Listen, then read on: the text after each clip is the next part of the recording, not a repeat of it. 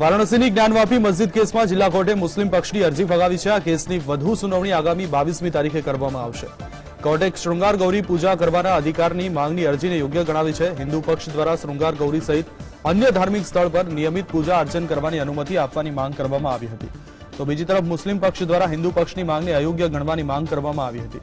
હિન્દુ પક્ષના વકીલ વિષ્ણુ શંકર જૈન દ્વારા કહેવામાં આવ્યું કે કોર્ટે અમારી દલીલને માન્ય રાખી છે, મુસ્લિમ પક્ષની અરજીને કોર્ટે રદ કરી છે। અરજી કરનાર સોહનલાલ આર્યએ જણાવ્યું કે હિન્દુ સમુદાયની જીત થઈ છે। આ સાથે તેમણે લોકોને શાંતિ માટે પણ અપીલ કરી છે।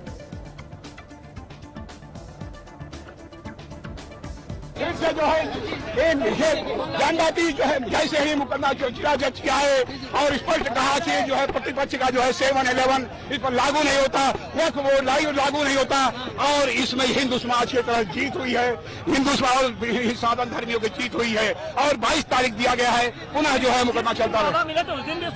उस दिन आज भी सोमवार है, निश्चित यह विजय दिन हिंदू समाज के जानवापी मंदिर के लिए यह शिलान्यास का बीजारोपण का दिन है।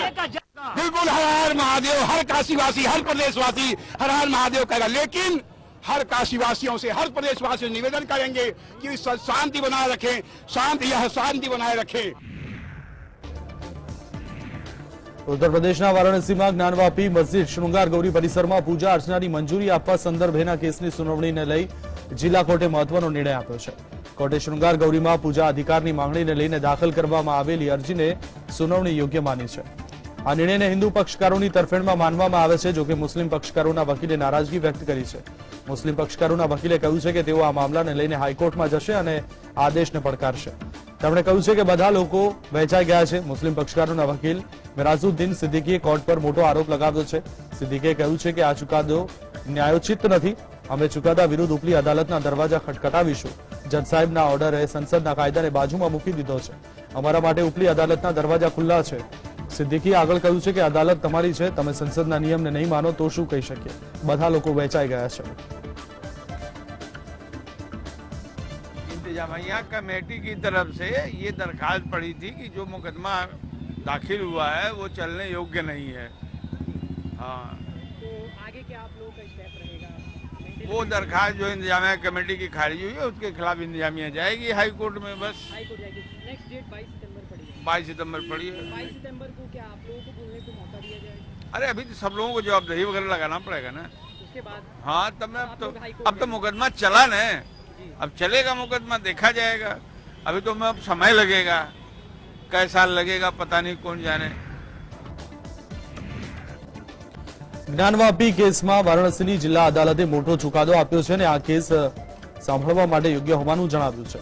આ મામલે એઆઈએમઆઈએમના પ્રમુખ અસદુદ્દીન ઓવૈસીએ કહ્યું છે કે ચુકાદા બાદ એવું લાગે છે કે આપણે બાબરી મસ્જિદવાળા રસ્તા પર જઈ રહ્યા છે। ઓવૈસીએ કહ્યું છે કે અમે આ ચુકાદાની વિરુદ્ધ હાઈકોર્ટમાં અરજી કરવા માંગીએ છીએ। તેમણે કહ્યું છે કે અંજુમન ઇન્તેજામિયા મસ્જિદ કમિટી ચુકાદા વિરુદ્ધ અરજી દાખલ કરશે। આદેશ બાદ 1991ના પ્લેસીસ ઓફ વર્શિપ એક્ટનો કોઈ મતલબ રહેતો નથી। ઓવૈસીએ કહ્યું છે કે આ ચુકાદા બાદ અસ્થિરતા વધશે। મહત્વપૂર્ણ છે કે વારાણસી અદાલતના ચુકાદાને જોતા આખા यूपीમાં પોલીસ એલર્ટ પર હતી। आज के ऑर्डर के बाद ऐसा लगता है कि फिर अब ये लिटिगेशन शुरू हो जाएगा इन तमाम इश्यूज के ऊपर और हम दोबारा 80 और 90 के दहे में वापस जा रहे हैं। फिर इससे अगर खुदा ना खास्ता अगर हम 80 और 90 के दहे में वापस चले जाएंगे तो ये हर जगह पर एक डिस्टेबलाइजिंग इफेक्ट पैदा हो जाएगा। तो ये हम तो उम्मीद कर रहे थे कि कोर्ट इस तरह के इश्यूज को, जैसे अंग्रेजी में कहते हैं कि they will nib it in its but, मगर अब लगता है कि इस तरह का लिटिगेशन अगर आगे बढ़ेगा तो फिर ये उसी रास्ते पर जा रहा है जो बाबरी मस्जिद का लीगल इशू गया था। જમ્મુ કાશ્મીરના હૈદરપુરામાં સુરક્ષા દળો સાથે એન્કાઉન્ટરમાં માર્યા ગયેલા આતંકવાદી અબીર બાર્ગેનો મૃતદેહ કબરમાંથી બહાર કાઢવાની માંગને સુપ્રીમ કોર્ટે ઠુકરાવી દીધી છે। અબીરના પિતા લતીફે અરજી દાખલ કરી માંગ કરી હતી કે વિધિવત અંતિમ સંસ્કાર માટે તેના પુત્રના મૃતદેહને કબરમાંથી બહાર કાઢવાની મંજૂરી આપવામાં આવે। સોમવારે જસ્ટિસ સૂર્યકાંત અને જસ્ટિસ પારડીવાલાની બેન્ચે સુનાવણી કરતા કહ્યું હતું કે જ્યાં સુધી એવું ન જોવામાં આવે કે તે ન્યાયના हितમાં છે ત્યાં સુધી મૃતદેહના વિધિઘટનનો આદેશ નહીં આપી શકાય। નવેમ્બર 2021માં બે સાથીઓ સાથે એન્કાઉન્ટરમાં આમિર માર્યો ગયો હતો। જસ્ટિસ સૂર્યકાંત અને પારડીવાલાની બેન્ચે કહ્યું કે એક વખત દફન કર્યા બાદ શરીરને કબરમાંથી ન કાઢવો જોઈએ। પ્રાપ્ત માહિતી પ્રમાણે મૃતકને સંપૂર્ણ વિધિ વિધાન સાથે દફનાવવામાં આવ્યો હતો. કોર્ટે કહ્યું કે તે તથ્ય સંપૂર્ણપણે ખોટું છે કે મૃતકના શરીરને યોગ્ય રીતે દફનાવવામાં નહોતું આવ્યું.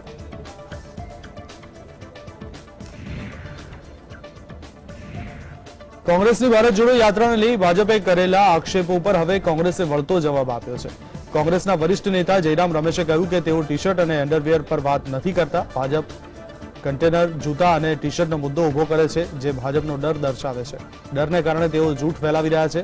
ભાજપ સોશિયલ મીડિયા પર જૂઠની ફેક્ટરી ચલાવતું હોવાનો પણ દાવો કર્યો. આ સાથે જ ભાજપ પર આકરા પ્રહાર કરતા કહ્યું કે ભારત જોડો યાત્રામાં મન કી બાત નહીં, જનતાની ચિંતા કરવામાં આવે છે, પરંતુ જનતાની ચિંતા કરવી એ ભાજપ માટે ચિંતાનો વિષય બનશે તેવી જાણ ન હતી.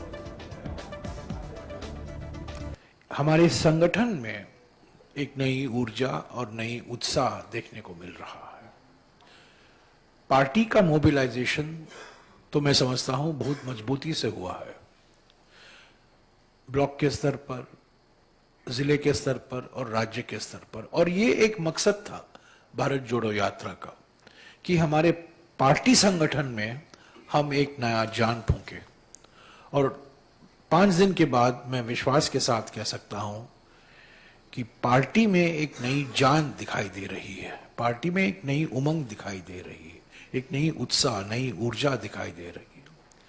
लोगों में सुबह का जो यात्रा है वो पार्टी मोबिलाइजेशन का कारण नहीं है. पार्टी मोबिलाइजेशन तो दोपहर और शाम को होता है, पर सुबह जो हम देख रहे हैं, हर सुबह जो देख रहे हैं, 7 बजे से लेकर करीब 10:30 बजे तक, वो जनता अपने ही बल पर आ रही है. हमारे कार्यकर्ता नहीं जाते हैं लोगों को बुलाने के लिए, लोग अपने आप आते हैं. કોંગ્રેસ દ્વારા આરએસએસ એટલે કે રાષ્ટ્રીય સ્વયંસેવક સંઘ અંગે કરવામાં આવેલી એક વિવાદાસ્પદ ટ્વીટ બાદ સંઘની પ્રતિક્રિયા સામે આવી છે. સંઘના સહ કાર્યવાહ ડોક્ટર મનમોહન વૈદ્યએ આ મામલે વળતો પ્રહાર કરી રાહુલ ગાંધી પર જ નિશાન તાક્યું છે. મનમોહન વૈદ્યએ જણાવ્યું કે તેઓ લાંબા સમયથી અમારા પરત્વે ધૃણા રાખે છે. તેમના પિતા અને દાદાએ પણ આરએસએસને રોકવા ખૂબ પ્રયત્ન કર્યો હતો. 2 વખત સંઘ પર પ્રતિબંધ લગાવ્યા હતા, પરંતુ આરએસએસ અટક્યું નહીં અને વધતું રહ્યું, કારણ કે અમને લોકોનું સમર્થન મળતું રહ્યું. આ પ્રકારના નિવેદનો દ્વારા તેમની નફરત છતી થાય છે. સંઘ આગળ વધ્યું તેનું કારણ તેનો સિદ્ધાંત સત્યનો છે. કાર્યકરો પેઢી દર પેઢી ત્યાગ અને બલિદાન આપવા માટે તૈયાર રહ્યા છે અને સાથે સમાજનો પણ સહયોગ મળતો રહ્યો છે.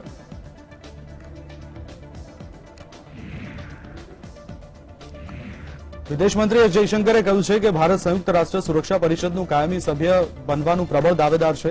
સંયુક્ત રાષ્ટ્ર સુરક્ષા પરિષદે આંતરરાષ્ટ્રીય સુરક્ષા કાયમ રાખવાના પોતાના ઉદ્દેશ્યોની પૂર્તિ સિવાય પ્રાસંગિકતા જાળવવા માટે પણ બદલાતી વૈશ્વિક પરિસ્થિતિઓને અનુકૂળ થવું જોઈએ. વિદેશ મંત્રી તરીકે એસ જયશંકર સાઉદી અરેબિયાની પહેલી મુલાકાતે ગયા હતા. તેમણે કહ્યું છે કે ભારત લાંબા સમયથી સંયુક્ત રાષ્ટ્ર સુરક્ષા પરિષદમાં સુધારાની કોશિશોમાં સૌથી આગળ રહ્યું છે અને તેનું કાયમી સદસ્ય બનવા માટેનું હકદાર છે. ભારતીય વિદેશ મંત્રીએ કહ્યું છે કે સુરક્ષા પરિષદ હાલની સ્થિતિમાં 21મી સદીની ભૂ રાજકીય યથાર્થતાનું પ્રતિનિધિત્વ કરતી નથી. આ કારણ છે કે તેમાં સુધારાની જરૂરિયાત પર વ્યાપક વૈશ્વિક સંમતિ છે. યુએનજીસીનો વિસ્તાર ભારત જ નહીં પણ અન્ય પ્રતિનિધિત્વ નહીં ધરાવતા ક્ષેત્રોના પણ પક્ષમાં છે. સાઉદી ગેઝેટને આપેલા ઇન્ટરવ્યુમાં જયશંકરે કહ્યું છે કે ભારત સૌથી મોટું લોકતંત્ર, 5મી સૌથી મોટી અર્થવ્યવસ્થા, પરમાણુ શક્તિ સંપન્ન, તકનીકી હબ અને વૈશ્વિક સંપર્કની પરંપરા ધરાવતા દેશના રૂપમાં સુરક્ષા પરિષદનું કાયમી સદસ્ય બનવાનું મજબૂત દાવેદાર છે.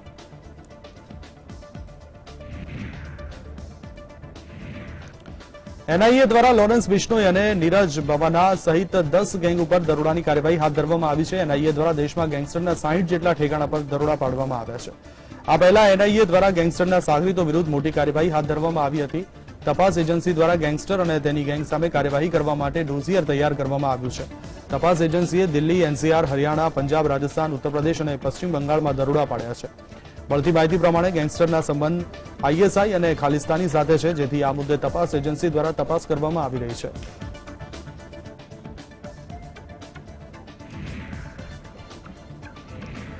સોનાલી ફોગટ હત્યા કેસની તપાસ સીબીઆઈને સોંપવામાં આવી છે, જે અંગેનો નિર્ણય ગોવા સરકાર દ્વારા લેવામાં આવ્યો છે. આ પહેલા હરિયાણાના હિસારમાં સોનાલી ફોગટ હત્યા કેસની તપાસ સીબીઆઈને સોંપવાની માંગ સાથે મહાપંચાયત મળી હતી. અત્યાર સુધી હત્યા કેસની તપાસ ગોવા પોલીસ દ્વારા કરવામાં આવતી હતી.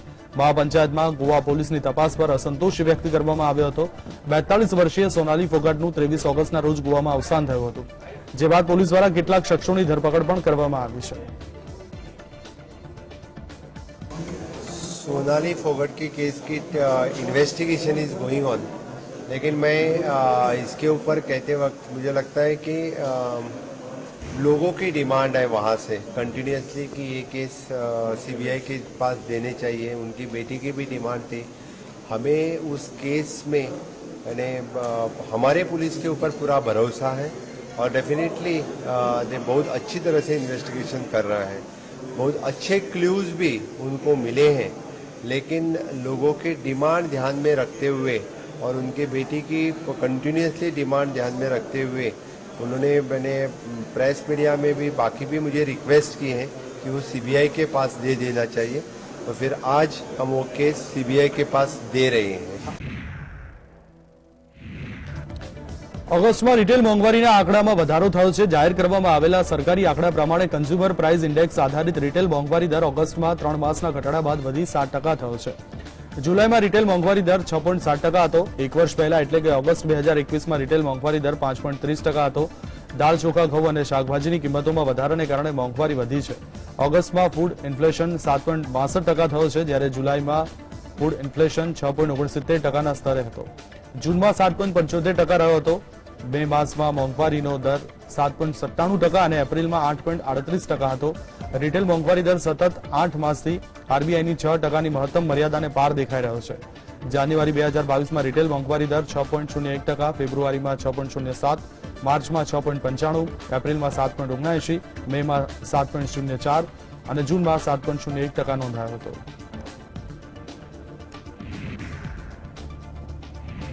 उत्तर प्रदेशના નોઈડામાં પીએમ મોદીના હસ્તે વિશ્વ ડેરી સંમેલનનું ઉદ્ઘાટન કરવામાં આવ્યું। પીએમ મોદીએ કાર્યક્રમમાં ગુજરાતના ડેરી મોડલ અને કચ્છની બન્ની ભેંસનું ઉદાહરણ આપ્યું હતું। વડાપ્રધાન મોદીએ કહ્યું હતું કે કચ્છની બન્ની ભેંસ રણની ગરમી અને કડકડતી ઠંડી સહન કરી શકે છે, તે વાતાવરણને અનુકૂળ થઈ જાય છે। વડાપ્રધાને સમગ્ર દેશના ડેરી મોડલની વિશ્વની જાણ થાય તેવી પણ અપીલ કરી હતી।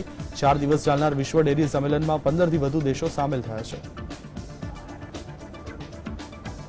भारत के 8 करोड़ से ज्यादा परिवारों को ये सेक्टर रोजगार मुहैया कराता है। भारत के डेयरी सेक्टर की यूनिकनेस आपको अन्य जगह पर शायद ही कभी कहीं मिल जाए। आज वर्ल्ड डेयरी समिट में इसका जिक्र मैं इसलिए भी कर रहा हूं क्योंकि विश्व के अनेक गरीब देशों के किसानों के लिए ये एक बेहतरीन बिजनेस मॉडल बन सकता है। रेगिस्तान में पानी कम होता है, इसलिए बहुत कम पानी में भी बन्नी भैंस का काम चल जाता है। बन्नी भैंस रात में 10-10, 15-15 किलोमीटर दूर जाकर घास चरने के बाद भी सुबह अपने आप खुद घर चली आती है। ऐसा बहुत कम सुनने में आता है कि किसी की बन्नी भैंस खो गई हो या गलत घर में चली गई हो। લાંબા સમયથી દેશના કરોડો ક્રિકેટ પ્રેમીઓ, ચાહકો અને મીડિયાની ઉત્સુકતાનો અંત આવ્યો છે। ભારતીય ક્રિકેટ કંટ્રોલ બોર્ડ વર્ષના અંતમાં ઓસ્ટ્રેલિયામાં થવા જઈ રહેલી T20 વર્લ્ડ કપ માટે ભારતીય ટીમની જાહેરાત કરી છે। વિશ્વકપની ટીમમાં મોટાભાગના સભ્યો એવા છે જેઓ તાજેતરમાં પૂરા થયેલા એશિયા કપમાં રમ્યા હતા અને આ ટીમમાં આવો કોઈ ચોંકાવનારો નિર્ણય આવ્યો નથી, જે 2019 વર્લ્ડ કપમાં જોવા મળ્યો હતો, જ્યારે અંબાતી રાયડુની જગ્યાએ વિજય શંકરને ટીમમાં પસંદ કરવામાં આવ્યો હતો। ભૂતપૂર્વ ક્રિકેટરો ઓસ્ટ્રેલિયામાં યોજાનાર T20 વર્લ્ડ કપ માટે અલગ અલગ નામ સામેલ કરવાની માંગ કરી રહ્યા હતા।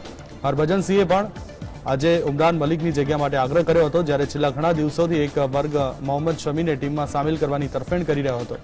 બીસીસીઆઈ દ્વારા જાહેર કરાયેલી 15 સભ્યોની ટીમ સિવાય 4 ખેલાડીઓ મોહમ્મદ શમી, શ્રેયસ અય્યર, રવિ બિશ્નોઈ અને દીપક ચહરને સ્ટેન્ડ બાય પર રાખવામાં આવ્યા છે।